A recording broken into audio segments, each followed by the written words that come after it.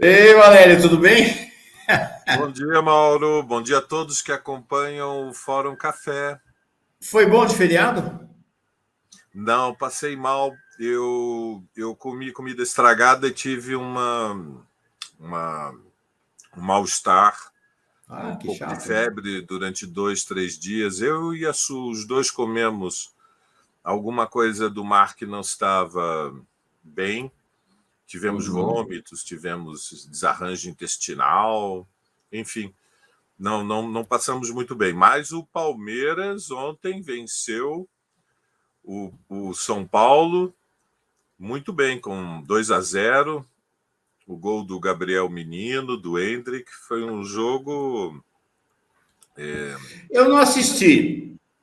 Eu estava viajando, estava fora, aqui estava em Pirenópolis, não assisti e detesto ver jogo em que o São Paulo perde, meu time.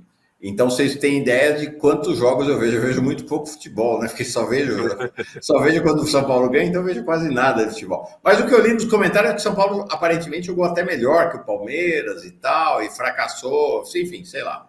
Foi bem teu Palmeiras?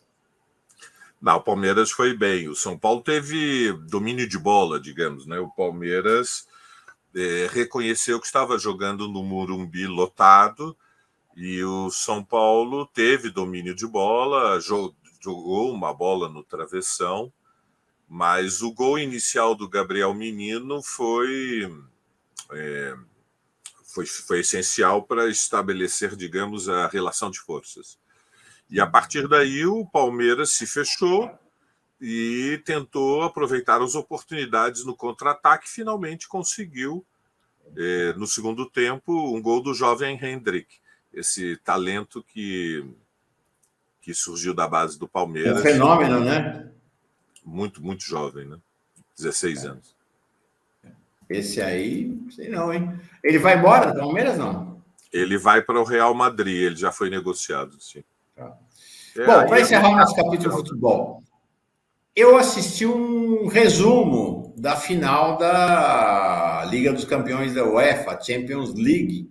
O City, todo mundo esperando o Haaland, não teve grande coisa do Haaland, não. O City ganhou por 1-0 da Inter. Eu achei o jogo fraco. O que você Não achou? foi um bonito jogo de futebol. O jogo de ontem, inclusive, foi tecnicamente, eu diria, um jogo mais interessante. O Foi do um jogo Palmeiras de e São disputa. Paulo? Você diz o do Palmeiras e São Paulo? Sim, sim, sim, sim. Foi um jogo. O que você achou fraco o jogo lá final do City com a Inter de Milão? Sim, acho que foi uma. Creio que todos concordam que foi uma decepção e que a vitória final foi por uma margem estreita. O Inter, no primeiro tempo, surpreendeu, desequilibrou, deixou o City e o Manchester acuado. Mas no segundo tempo o Manchester se reposicionou e finalmente, ainda que por uma margem pequena, né, um gol do Rodri foi suficiente para confirmar a sua superioridade. O Manchester City e a experiência da gestão do Guardiola, dizem todos os especialistas, ele é de fato hoje o time mais poderoso. É seguramente o mais rico do mundo. Sim. É a É, internacionalização capitalista do futebol, né? O dinheiro exatamente. dos Emirados tenta construir uma nova imagem para as ditaduras do Golfo Pérsico, manipulando a magia do futebol Sim, que tem um peso enorme no lazer popular do mundo inteiro. sim. Então, E o mesmo grupo árabe dos Emirados, né? Emirados, né, Valério? Emirados. Que é dono do Manchester, é dono do Bahia aqui no Brasil também, viu? Exato. Começou o O bicho processo pega. de privatização e internacionalização, desnacionalização dos times de futebol brasileiro. E olha que interessante, comecei a assistir esse fim de semana um documentário sobre o Tour de France. Sou ciclista, não tenho uma afeição especial, mas achei interessante olhar esse documentário sobre o Tour de France. A competição por equipes de várias provas, são 22 provas que acontecem lá na França. Acontece não só na França, tá? Tem na Itália, tem na Alemanha, tem em Tem outros o países, Giro mas de essa é Itália, a considerada. Volta em Espanha, tem a Volta a Isso, Portugal. né? O Tour de France é considerado icônico. E fiquei chocado. Hoje é considerada a melhor equipe do mundo a equipe financiada pelos Emirados Árabes Unidos. Claro, é o mesmo Então, é isso. fenômeno. Eu acompanho o Impressionante. ciclismo a nível mundial porque, como você sabe, eu passei uma parte da minha juventude, infância e juventude, em Portugal. O ciclismo, depois do futebol, é o esporte mais popular junto É, com o hóquei em patins. Cada país tem as suas paixões, né? é. E o Tour de E os France árabes estão lá mandando no ciclismo também. também. Os árabes não, né? É os bilionários árabes, né? Não, o capital é de origem árabe, os ciclistas são os melhores do mundo. É, Inclusive, brasileiros já competiram em equipes que participam da competição do Tour de France. É um esporte coletivo, é um esporte de equipe. É um esporte muito, muito interessante. muito, muito, muita Quando eu era estratégia, bem jovem, legal. o maior corredor do mundo era um belga chamado Eddy Merckx, um fenômeno da natureza, porque no momento de máximo esforço ele tinha uma frequência cardíaca muito, muito baixa, um fora de Muito série. baixa. E Portugal tinha o melhor corredor de montanha, que chamava-se Joaquim Agostinho, disputava pela equipe do Sporting, os Verdes de Lisboa. Viejos tempos.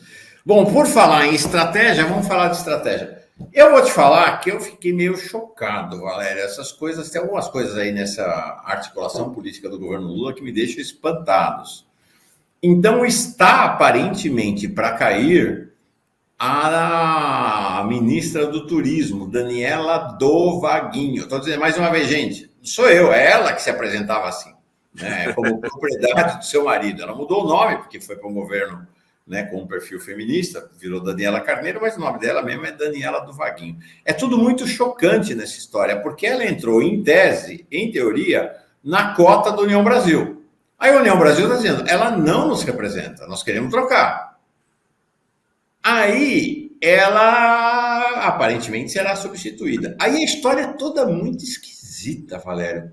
Sabe quem é que foi chamado para conversar sobre a saída dela do governo no Palácio do Planalto na sexta-feira passada? O Vaguinho, não a Daniela, para conversar com o Padilha e com o André Siciliano. Sabe com quem que o dono do PT do Rio de Janeiro, um dos donos, o PT do Rio de Janeiro é uma sociedade entre o Quaquá e o André Siciliano. Com quem que o André Siciliano foi conversar sobre a questão do ministério? Ou o André Siciliano, não, o Quaquá? Com o Vaguinho, não com a Daniela. É só os homens conversando sobre o futuro da Daniela do Vaguinho. E aí é muito interessante, porque a União Brasil, que em tese é o dono da vaga, quer trocar. Sabe quem defende a Daniela do Vaguinho? O PT do Rio de Janeiro, que não quer trocar de jeito nenhum, que diz que é fundamental para a estabilidade política do Brasil ter a Daniela do Vaguinho, então, né, casada ou né, tem uma relação esquisita lá com o Vaguinho, que foi o maior conto do vigário da campanha eleitoral, porque o André Siciliano, o Quaquá, levaram a essa aliança com o Vaguinho lá em Belfort Roxo, prometendo para o Lula mundos e fundos, prometendo que no segundo turno ele ia ter uma votação estrondosa em Belfort Roxo e na Baixada. No segundo turno, lá em Belfort Roxo, o Bolsonaro teve uma votação ainda maior do que no primeiro turno, foi um grande conto do vigário. E, na verdade, é isso, né? A Daniela do Vaguinho não é ministra do União Brasil, ela é ministra do PT do Rio de Janeiro.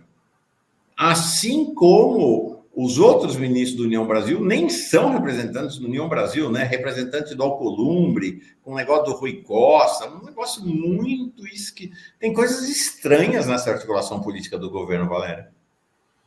O Brasil é complicado, né? O Brasil é um país muito, muito difícil.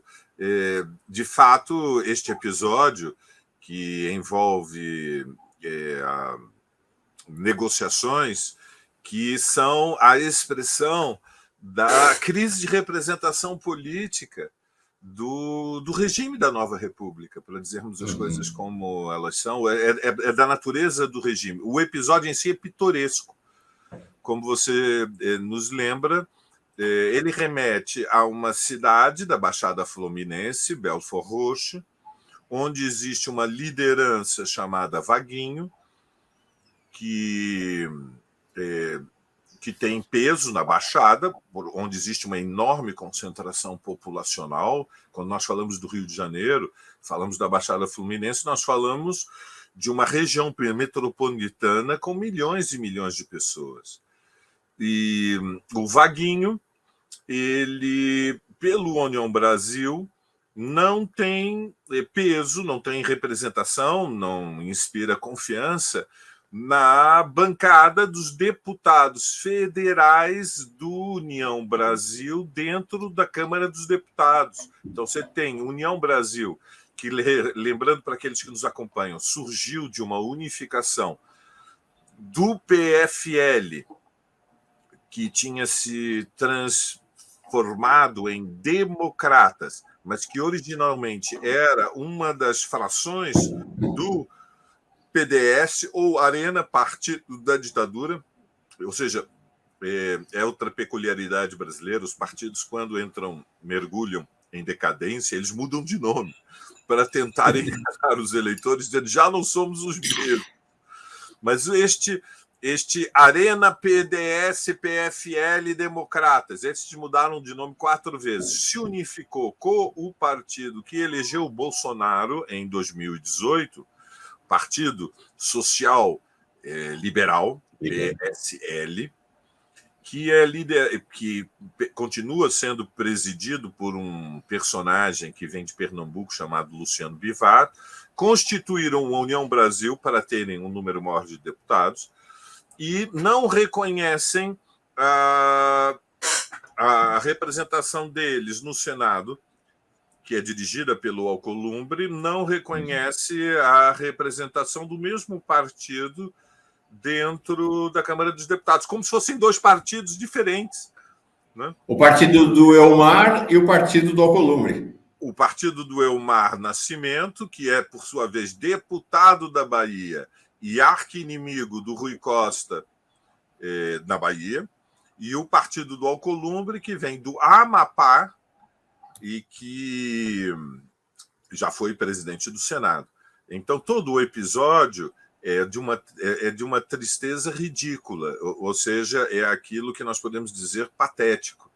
Ele é a expressão da crise de representação política da classe dominante e por outro lado, da manipulação da população pelos partidos, que são legendas eleitorais de aluguel.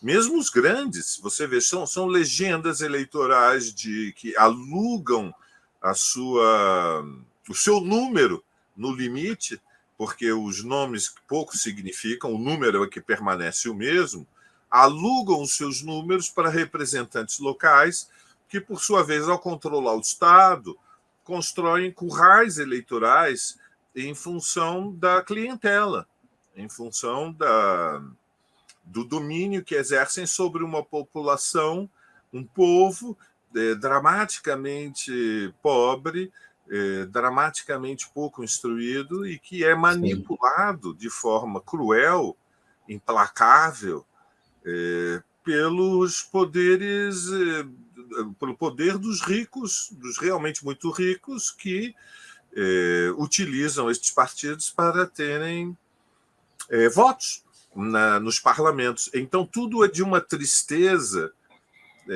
imensa. Mas há um elemento realmente um pouco ridículo, que a Daniele ela nem sequer é consultada. Então, há um aspecto de um machismo arcaico, patriarcal, eu diria quase anacrônico, para o que é o Brasil. Sejamos também um pouco justos, é um pouco injusto, quer dizer, sejamos justos, é um pouco chocante, né? São de uma violência machista em que a própria Daniele, digamos, passa vergonha. Infelizmente, essa é a representação do Congresso Nacional. Eu estou entre aqueles que pensam que foi um erro esta estratégia de se apoiar a governabilidade unicamente numa articulação de uma frente tão ampla, que passou a incorporar partidos que de fato apoiaram, estavam comprometidos com o governo Bolsonaro. Estou entre aqueles que pensam que é possível uma outra governabilidade e que a dependência das negociações com os dois centrões, especialmente com o Lira, nos deixa assim, vulneráveis, nos deixa inseguros diante desta não só pequena política, mas de uma pequena política decadente e triste, e, no fundo, ineficaz.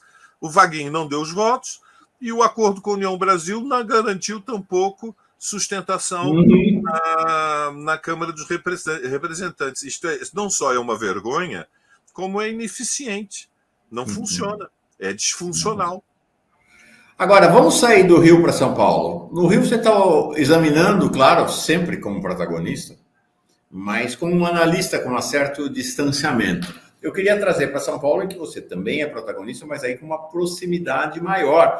A gente assiste a um processo que tem alguma similitude, que é este processo que acontece com o PT de você ter líderes regionais cada vez mais fisiológicos, cada vez mais vinculados a essa política paroquial, né, a política do compadrio, e que vão se afastando da formação da ideia original do PT como políticos de inserção efetivamente social. Então, em São Paulo, você tem uma versão paulistana, ou paulista, do que é Quaquá e André Siciliano no Rio de Janeiro, que é o Gilmar Tato. Né? O Gilmar Tato é essa versão paulista ou paulistana disso. Ele não é a primeira vez, ele nesse feriado voltou mais uma vez a disparar contra a candidatura do Boulos. Para quem não sabe, Boulos abriu mão de sua candidatura ao governo do estado para apoiar Haddad num acordo dos dois partidos em que o PT abriria mão de ter candidato a prefeito ano que vem para apoiar o próprio Boulos. E o Gilmar Tato tem feito pressão insistente contra a candidatura do Boulos. Esse fim de semana foi mais uma vez para cima, dizendo que o PT tem que lançar candidato próprio, mas o próprio Arthur Donato, não é Arthur Donato, não, é o Antônio Donato, deputado estadual do PT, que tem também uma liderança aqui em São Paulo, disse, olha, não é que ele quer se lançar candidato próprio, não. Ele quer levar o PT a fechar uma aliança com um deputado de extrema-direita de São Paulo, entre a direita e a extrema-direita, Ricardo Nunes, do MDB, que será o candidato bolsonarista. Ele derrotou o Ricardo Salles na preferência de Bolsonaro. Então, o Gilmar Tato está articulado com o Ricardo Nunes, por isto que ele quer detonar o Boulos. Ele deseja essa aliança. Interessante, sabe, Valério, que o argumento dele é o mesmo argumento lá do pessoal do Rio. Não, tem que ganhar a eleição. Para ganhar a eleição tem que fazer aliança. No entanto, o próprio Gilmar Tato é responsável pela derrota mais vergonhosa do PT na cidade de São Paulo, na história. Né? Ele ficou em 6º lugar na última eleição para prefeito, não chegou nem a 10% dos votos. Então o argumento é sempre o mesmo. Não, tem que ter uma lógica eleitoral, tem que ganhar as massas. Bom, lá no Rio de Janeiro a gente viu no que deu, em São Paulo também. Como é que está esse embate em torno da candidatura Boulos e da aliança ou não entre PT e PSOL em São Paulo, Valério? Bom, como você disse, é um fenômeno, é uma tendência, se quisermos, que atinge o PT a nível nacional. Eu observo com muita prudência, ao mesmo tempo com um pouco de decepção. De fato, a evolução do PT do Rio de Janeiro pela liderança do Quaquá e do André Siciliano foi muito decepcionante. Quer dizer, a trajetória do PT no Rio de Janeiro desautorizou o partido como representação dos movimentos sociais, que é o papel da esquerda quando ocupa a legalidade, é ser a expressão dos interesses da classe trabalhadora, da classe operária, do movimento de mulheres, do movimento negro, é ser uma ferramenta de luta. O sentido da existência da esquerda é se apoiar na luta de classes, na luta social, para mudar a vida. digamos, plantar a esperança de que a ação coletiva, de que se as pessoas se organizarem, se a juventude se organizar, se os negros se organizarem, enfim, se todos os explorados e oprimidos derem um passo em frente e saírem da esfera da luta pela sobrevivência pessoal, nós podemos construir instrumentos, ferramentas de luta que são úteis para mudar a vida. Esse é o sentido da existência da esquerda e esse é o sentido do combate daqueles que se inspiram no marxismo. Então, personalidades como Quaquá não são somente pragmáticas. O pragmatismo em si digamos, uma forma de diminuir, de descaracterizar uma ideia que é poderosa, que na ação política é preciso realismo associado à audácia, à ousadia.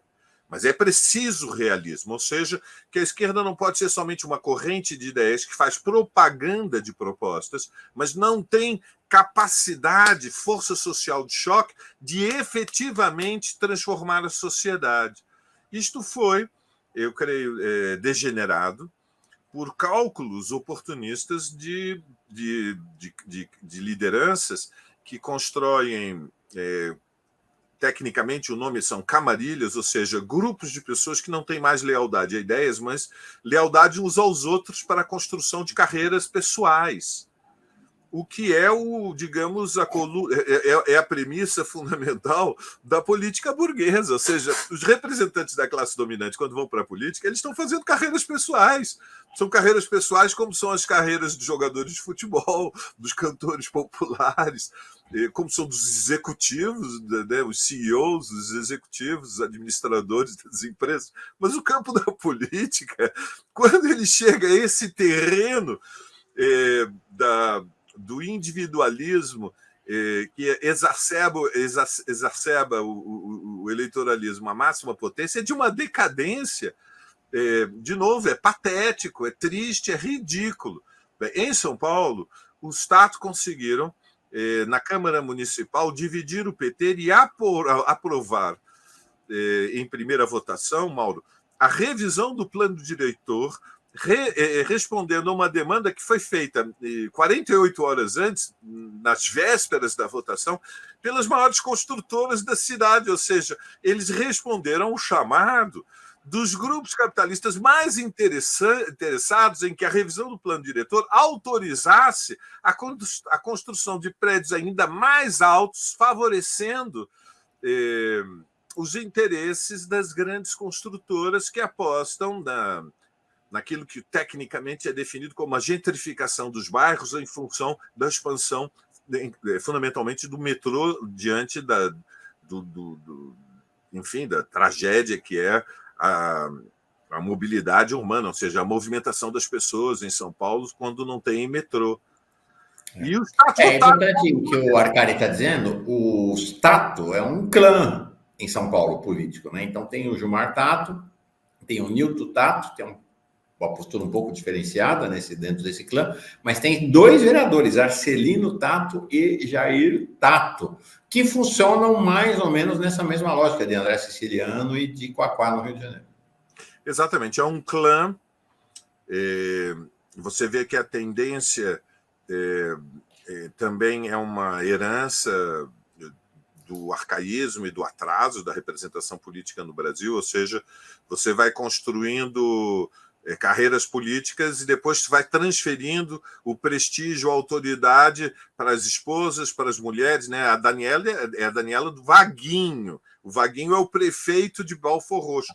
Na esquerda também existe esse fenômeno dos sobrenomes que perpetuam lideranças políticas, porque a primeira liderança transfere para a segunda geração, ou para os irmãos, ou para as esposas, o que é também um sinal de paroquialismo, como você disse, de provincianismo, de atraso político, como se pelo fato de ser esposa, ou ser irmão, ou ser marido, alguém pudesse assumir exatamente o papel do outro. De qualquer forma, de fato, a aliança com o Nunes em torno da revisão do plano diretor confirma uma associação com interesses muito, muito poderosos na cidade de São Paulo. O negócio imobiliário é um negócio que movimenta somas trilionárias, né, bilionárias de capital, e é muito triste, é uma decepção profunda, revela publicamente a decadência do PT na capital de São Paulo. A candidatura Boulos ela surge contra a corrente em função da necessidade de uma reorganização da esquerda. Ou seja, o que o Guilherme, como o Guilherme se transformou no deputado federal mais representativo da esquerda à escala nacional. O Guilherme era um jovem que vinha de uma família das camadas médias, filho de médicos, que morava aqui no mesmo bairro que eu moro, nas Perdizes Pompeia, que foi fazer filosofia na USP, que se aproximou da luta popular, se entusiasmou com o impulso da mobilização pela moradia, que na cidade de São Paulo é imenso, né? O acesso à casa própria é praticamente impossível para os filhos, era há 20 anos atrás praticamente impossível para os filhos da classe trabalhadora, pelo menos dos estratos mais pobres da classe trabalhadora, e a partir da virada aberta na véspera de 2013 e após 2013, ocupou um lugar na esquerda brasileira, primeiro porque lutou pela moradia quando o PT era governo na prefeitura, não se transformou no movimento num movimento chapa branca, cúmplice da gestão do Fernando Haddad na prefeitura, se apoiava na mobilização social, apresentou projetos para garantir o acesso à casa própria, e quando a situação inverteu, depois de 2015, no contexto da crise econômica que se precipitou nos 2 primeiros anos do segundo mandato de Dilma Rousseff, rompeu os limites estreitos da luta popular por moradia e, apoiado nas classes trabalhadoras, se dirigiu ao povo da cidade e disse: aqui há o perigo de um golpe institucional. E portanto, fez um giro político, se posicionou contra o golpe, chamou a mobilizações de rua contra o golpe, tomou uma iniciativa que nem sequer os movimentos sociais que eram vinculados ao PT tomou, ou seja, ele, na defesa da Dilma, foi além do que uma CUT semi-paralisada e de movimentos sociais também de moradia muito mais próximos ao PT foram capazes de fazer, ou seja, deu um exemplo de uma esquerda que tem capacidade portanto, tem lucidez estratégica de compreender o que estava em jogo. Em determinado momento estava em jogo algo muito maior do que a luta por 10, 20 mil moradias. Estava em jogo os destinos da nação. E aí o Boulos se eleva, conquista uma enorme autoridade. O Tato tentou desafiar esta autoridade e reafirmar o que ele imaginava que era uma hegemonia indefinida, né, um matrimônio indissolúvel da votação das bases populares de São Paulo com o PT. Na eleição de 2020, nós todos vimos o que aconteceu. O Boulos começou com menos de 3%, com 2%, e chegou ao segundo turno conquistando quase 20% no primeiro, e se projetando, evidentemente, à escala nacional, em grande medida depois do Lula. Hoje o Boulos é provavelmente a liderança de esquerda com maior autoridade nacional no Brasil. E, evidentemente, o fiasco da candidatura do Tato deixou uma ferida aberta no PT. Eu compreendo que dentro do PT há muitos militantes honestos e que têm um engajamento sincero com a causa socialista, que estão tão chocados quanto nós com os movimentos surpreendentes do Tato, incluindo esta declaração abrupta né, de que uma aliança da esquerda contra Nunes e, eventualmente, contra um candidato de extrema-direita que possa existir depois da renúncia do Ricardo Salles, é burra. Como assim é burra? Veja, na cidade de São Paulo, para derrotar a representação da classe dominante, a esquerda tem um desafio gigantesco.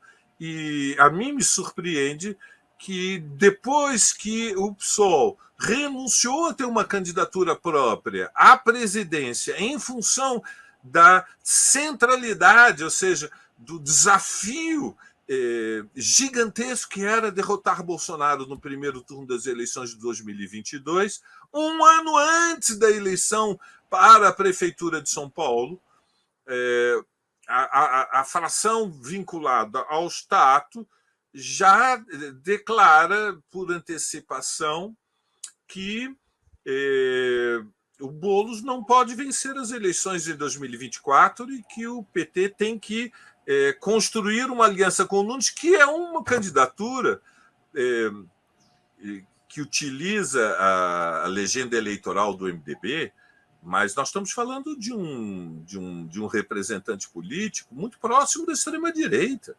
Não por outra razão, o PL retirou a candidatura do Salles, ou bloqueou a candidatura do Salles, para apoiar o Nunes. Então, algo está errado se a tática dos bolsonaristas é apoiar o Nunes e a tática da ala do Tato é também apoiar o Nunes. Alguém está errado. Agora, eu pergunto para você, segunda-feira de manhã, o que é mais provável, Mauro? Quem é que está errado? Quem é que está errado? É o Valdemar, o boy de Mogi, que quer apoiar o Nunes, ou são os Tato que querem apoiar o Nunes? Alguém está muito errado, não está fazendo a representação dos trabalhadores. Eu não acho que o Valdemar esteja distraído. Então, de fato, a movimentação do Tato é imperdoável, é indesculpável. A entrevista deste fim de semana é uma catástrofe.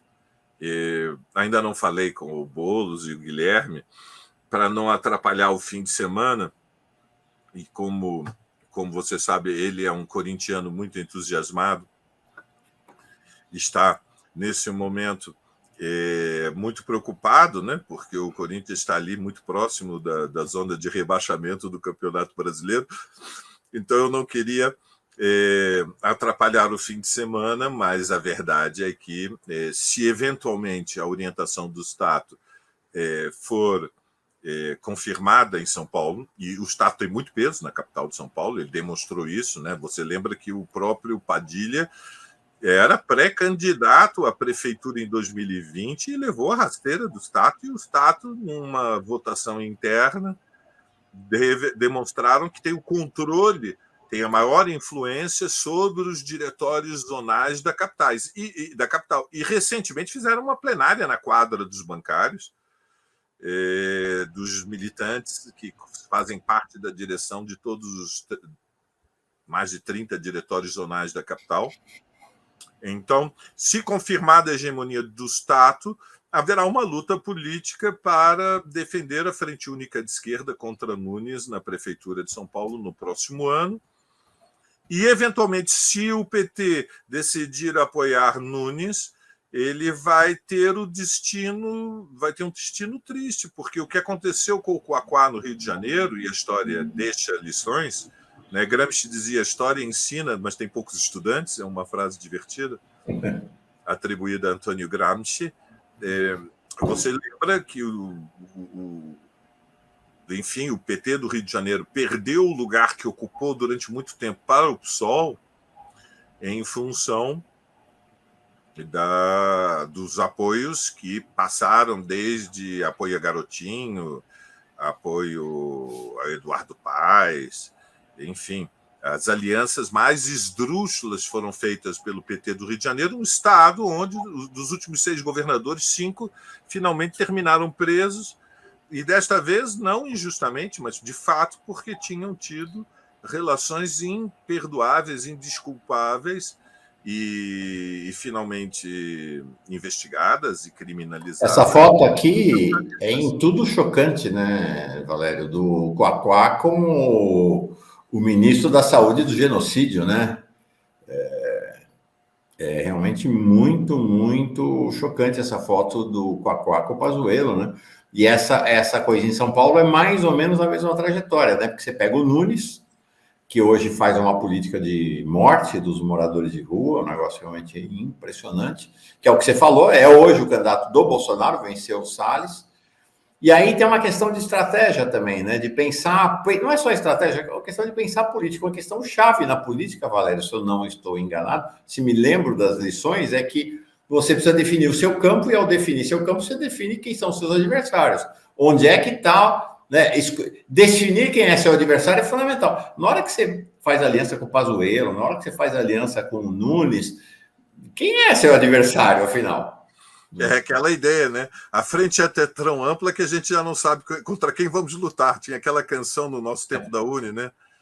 E em nome da unidade popular, setores da esquerda defendiam aliança até com setores que vinham, frações que vinham da ditadura, mas que tinha algum conflito com o Palácio do Planalto, e a cançãozinha que a gente, quando era jovem, cantava no Congresso da Uni era Todos Juntos, na unidade popular. Mas se estamos todos juntos, contra quem vamos lutar? Contra quem vamos lutar? Agora, não é importante registrar, não é uma posição consensual, nem sei se é majoritária no PT de São Paulo. Né? O deputado estadual Antônio Donato levantou-se de maneira muito aguerrida, inclusive contra essa posição do Stato, né? Fazendo acusações diretas e agressivas contra os Statos. Então, não é uma posição necessariamente majoritária do PT nesse momento, né, Valério? Não, tudo está em disputa. Mesmo a bancada do PT na Câmara Municipal, é necessário ser justo, se dividiu. E vários vereadores votaram contra a revisão do plano diretor, se uniram com o PSOL, a liderança do PSOL feita pela Silvia Ferraro, da bancada feminista, votaram e atuaram juntos, e permanece um bloco com uma parcela da bancada do PT na oposição frontal ao governo Nunes. O governo Nunes é um governo das grandes empreiteiras, é um governo dos grandes grupos capitalistas, é um governo que está apostando na gentrificação da cidade, não tem nenhum compromisso com as causas populares, não tem compromisso com nada que seja progressivo. É um governo diante da qual os mais moderados da esquerda têm muito boas razões para ser a oposição irreconciliável. E por outro lado, a tentativa de se diferenciar da iniciativa do PSOL, ela responde não somente a um orgulho partidário, que merece respeito, evidentemente. Os partidos existem porque existem diferenças entre eles. E, evidentemente, o PT cumpre um papel central na representação da esquerda brasileira, mas tudo se move. Tudo se move, tudo gira, e, portanto, as classes sociais, as frações de classe, os grupos, os movimentos, eles não mantêm lealdades incondicionais, não há matrimônios indissolúveis, há experiência. E a verdade é que há em curso, está se desenvolvendo diante de nossos olhos um processo lento, porém ininterrupto, de reorganização da esquerda brasileira, em que o PSOL cumpre um papel de reagrupar as forças mais combativas, ideologicamente mais firmes, com um compromisso militante mais intenso, ou seja, em grande medida, a tendência é que haja dois partidos na esquerda brasileira, um mais moderado e um mais combativo. E o PSOL, mas que a diferença entre eles seja cada vez menor, ou seja, cada vez forças mais equivalentes. E, portanto, a influência do PSOL vem crescendo, a sua autoridade vem crescendo, por causa da autoridade política.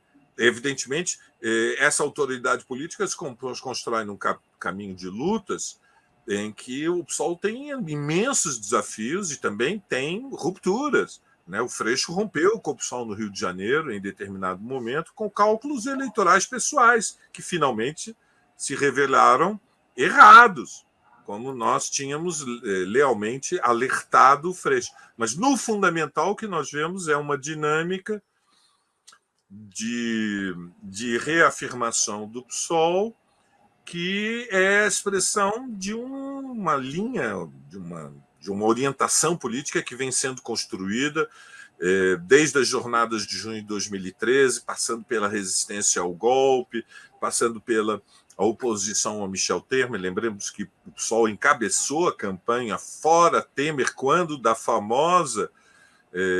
do escândalo provocado pela famosa gravação nos porões do Palácio, numa conversa com um dos maiores, uma das famílias mais ricas de exportadores de carne do país, o escândalo da JPS.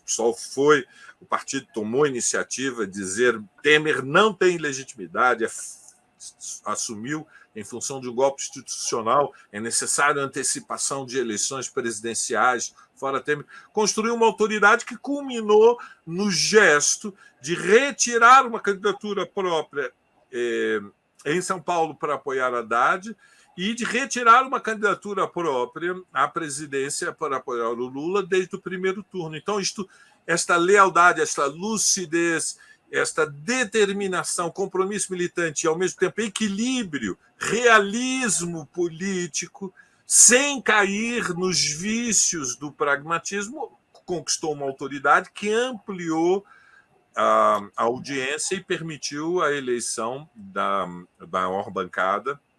E eu estou convencido que a disputa em São Paulo vai para o segundo turno. É muito difícil vencer as eleições em São Paulo, mas Boulos é a aposta que nós temos para transformar a campanha eleitoral no maior movimento de mobilização que nós vimos do ativismo, de todos os movimentos, do movimento negro, do movimento de mulheres, do movimento estudantil, movimento sindical e popular, em muitos anos na capital. Seria algo extraordinário. Você imagina algo realmente histórico, uma liderança que surgiu do movimento de ocupação de terras abandonadas para garantir casa para os sem-teto, elevado à condição de prefeito da cidade. Seria um evento de repercussão mundial. Seria seria algo simplesmente mais do que simbólico, seria um marco na história, um antes e um depois. E, evidentemente, aqueles que na esquerda não compreendem o desafio estão míopes, estão com uma análise de conjuntura muito errada. Para encerrar nossa conversa hoje sobre essas relações entre PT e PSOL, nem estava no programa, mas acabou evoluindo para aí, como é que você avalia essa postura do Gilmar Tato, que vem, mas não só dele, né? Eu vejo isso também em alguns outros segmentos do PT, que diz o seguinte: quando o PSOL votou contra o arcabouço fiscal, na prática ele quase que rompeu com o governo Lula. O PSOL, então, deve ser desembarcado da aliança. Acho até curioso, porque os mesmos que argumentam isso não usam esse argumento para falar do União Brasil, do Republicanos ou de qualquer outro partido de velocidade, direita. Né? Os mas dentes, tudo bem. Oi? Eles mostram os dentes para aqueles que estão à sua esquerda, mas para os que estão à sua direita, vamos tomar um cafezinho? Você quer mais um copinho d'água? Água está bem temperada? Você quer um pouquinho mais de água gelada, por favor? Mas para nós mostram os dentes. Eu acho que isto é uma sinalização perigosa. O PSOL faz um cálculo político que se apoia numa análise da realidade brasileira. Qual é a análise? A análise é que nós temos uma corrente de extrema-direita muito poderosa, que o bolsonarismo continua presente na vida econômica e social brasileira, que o Bolsonaro foi derrotado, mas não foi enterrado, que há uma disputa para fazer a investigação das relações, enfim, da cumplicidade do bolsonarismo com e do Bolsonaro em particular, com a articulação da semi-insurreição, do levante, do golpismo do 8 de janeiro, que a luta é por levar Bolsonaro para a prisão, e nesse contexto o PSOL é um aliado do governo Lula para derrotar o Bolsonaro. Nós achamos que está em disputa a luta para enterrar, derrotar, diminuir a audiência do bolsonarismo. É natural que haja conservadores na sociedade brasileira, isso é próprio da luta política e social, mas o neofascismo golpista tem que ser ilegalizado. Porque não só defende golpe, como tentaram fizeram um ensaio geral de um golpe de Estado. Portanto, ações têm que ser punidas. Nós não somos a favor de criminalizar somente as ideias, mas as ações, a mão não pode tremer. Nesse contexto, haverá votações na qual o PSOL estará com o governo, como foram a maioria daquelas que ocorreram no Congresso Nacional, porque tinha um sentido progressivo. O PSOL votou a favor da PEC da transição, mas a favor de medidas que o PSOL considera, e acho que boa parte da esquerda mais lúcida também considera que são antissociais, o PSOL vota contra. O arcabouço fiscal foi aplaudido pela Faria Lima. É natural que não possa ser aplaudido simultaneamente pelo PSOL. O arcabouço fiscal ele tende a transferir ele faz a aposta de transferir para o setor privado o lugar de locomotiva do crescimento, ou seja, o protagonismo, o sujeito dos grandes investimentos tem que ser o setor privado, e o setor privado tem que estar absolutamente confortável de que a dívida pública vai ser paga, não vai adiar nenhum dia, podem dormir tranquilos, têm uma vida intestinal feliz, o Estado vai pagar a dívida pública, se os juros não forem a 14, caírem para 10, o governo liderado pelo Lula já vai ficar satisfeito. Bom, nós consideramos que uma dívida pública rolando a 10% é indecente. É premiar o rentismo, é premiar engordar deitado, é dizer aos capitalistas: comprem títulos públicos e vão dormir porque vocês vão continuar alargando, ampliando a vossa riqueza. Isso num país que não tem imposto sobre o patrimônio, não tem imposto sobre a riqueza, não tem imposto sobre as grandes fortunas, não tem imposto proporcional sobre os realmente muito ricos. E evidentemente, estas escolhas são apostas que sacrificam os interesses das amplas massas populares, que, como nós sabemos, continuam vivendo na pobreza e uma parcela delas na miséria, e, portanto, tem urgência. A urgência é o que não pode ser adiado. Então, o audito do arcabouço fiscal não piscou, votou contra, disse: nós não somos a favor de que o nosso objetivo é ter superávit primário em 2026. Isso é o sonho dos realmente muito ricos, conquistar superávit primário para tranquilizar os que entesouraram, guardaram as suas fortunas em títulos da dívida pública. Nós somos a favor de que o Estado tenha um papel de locomotiva do crescimento, a alavancagem, a alocação de recursos para impulsionar o investimento tem que ser feita a partir do Estado, que tem que ter a urgência de uma reforma tributária popular com impostos sobre os realmente muito ricos para capacitar obras públicas que reduzam o desemprego. Reduzindo o desemprego, nós temos imediatamente um impacto sobre a escala salarial e, portanto, a vida das amplas massas melhora e reduz a desigualdade. Então, são escolhas. O PSOL fez uma escolha. Isso significa que o PSOL, porque numa votação não seguiu a decisão do Palácio do Planalto, rompeu com o governo Lula, o PSOL nunca prometeu uma relação de apoio incondicional. O PSOL não tem relação monogâmica com o PT. O PSOL não é um satélite do PT. O PSOL é um partido de esquerda socialista com impulso anticapitalista que luta pela transformação da sociedade brasileira a favor das amplas maiorias. E, portanto, o PSOL não esconde que existe uma paixão revolucionária, uma esperança de que é possível transformar o Brasil, que o capitalismo não é eterno, que é necessário desafiar os interesses dos realmente muito ricos, e que isso não é possível sem conflito, e que é legítimo que as amplas maiorias se apoiem naquilo que tem de mais poderoso, que é o fato de serem a maioria.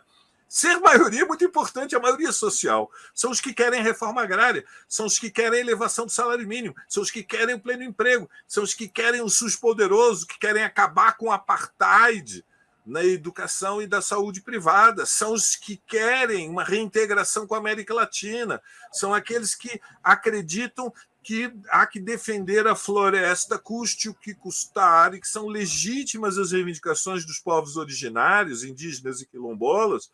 Então, o PSOL faz uma aposta da defesa das mulheres, na legalização do aborto, faz uma aposta na segurança pública, de que o punitivismo chegou aos limites históricos. Nós estamos com quase 1 milhão de jovens, na sua maioria negros, que não foram a julgamento, dentro de um sistema prisional que é insustentável para a vida brasileira e que se apoia numa estratégia errada, que é a guerra às drogas, que não funciona aqui nem em nenhum lugar do mundo, e que, portanto, o tema da dependência das drogas é um tema de saúde pública, e, por outro lado, é da esfera privada da vida das pessoas. Então, nós achamos uma hipocrisia um país em que 15% da população se alcooliza e entra em estado de alterado de consciência todos os dias porque bebe álcool, mas a maconha continua proibida. Então, é de uma hipocrisia, de um cinismo. Então, o PSOL é o partido da descriminalização das drogas. É o partido que diz que no Brasil não é aceitável que na terceira década do século XXI, mais de 350 mil mulheres todos os anos são obrigadas a recorrer a abortos em condições clandestinas, em que as mínimas condições sanitárias não são garantidas. Então, é um partido que não tem alinhamento incondicional com o governo Lula, tem uma relação honesta e leal. E honestidade é dizer, quando temos acordo, votamos, quando não temos acordo, sinalizamos que não votamos. E, evidentemente, isso foi feito, apoiado num compromisso. O PSOL não aceitou cargos de governo. Então, é diferente da relação que o PT mantém com o Belfort Roxo e com o Vaguinho. Quer dizer, quando o governo do PT e o Planalto precisam renegociar com o Lira as condições para abrir ministérios, para que os setores do Centrão tenham ministérios, ele considera tirar um ministério da prefeitura de Belfort Roxo. O PSOL não tem ministros, não